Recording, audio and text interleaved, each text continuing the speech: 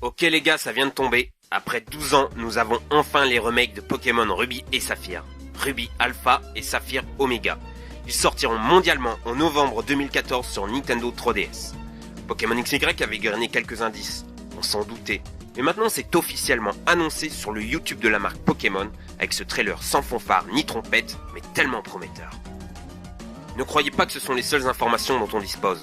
En cherchant un peu dans les communiqués de presse et en analysant les images, on peut tirer 5 conclusions.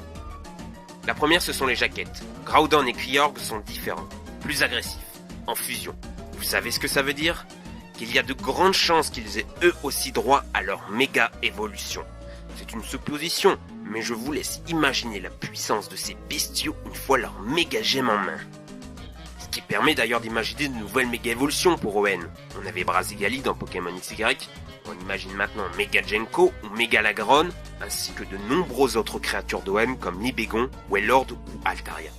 Carrément Méganium, Alligator et Typhlosion, donnés par le prof Zeko comme Pokémon XY nous offrait les starters de la première génération.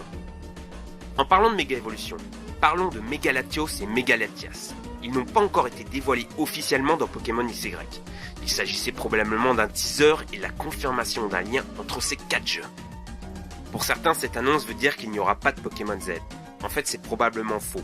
Pokémon Emerald était sorti 1 an après les remakes Rouge-Feu, Vert-Feuille et 2 ans après Ruby et Saphir. Rien n'est perdu pour Zygarde et ses probables méga évolutions.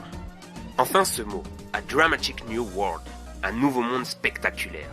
Pas si nouveau à moins qu'ils aient considérablement changé la map avec peut-être de nouveaux espaces. Qui sait, peut-être de nouvelles îles ou un pont vers Chino.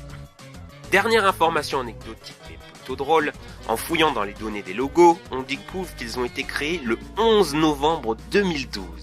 Ils étaient donc depuis longtemps prêts pour cette surprise. Les petits coquins. C'est la fin de cette vidéo. Quelle joie. Cette annonce, ce sont des souvenirs. Pour beaucoup, leur premier jeu Pokémon. On attend avec impatience de pouvoir retraverser le navire, les fonds océaniques, l'île Mirage ou customiser sa base secrète. Une nouvelle aventure Pokémon que nous attendons tous ici avec impatience. En attendant, dites-nous dans les commentaires la version que vous allez choisir. Plutôt Groudon ou Kyogre ?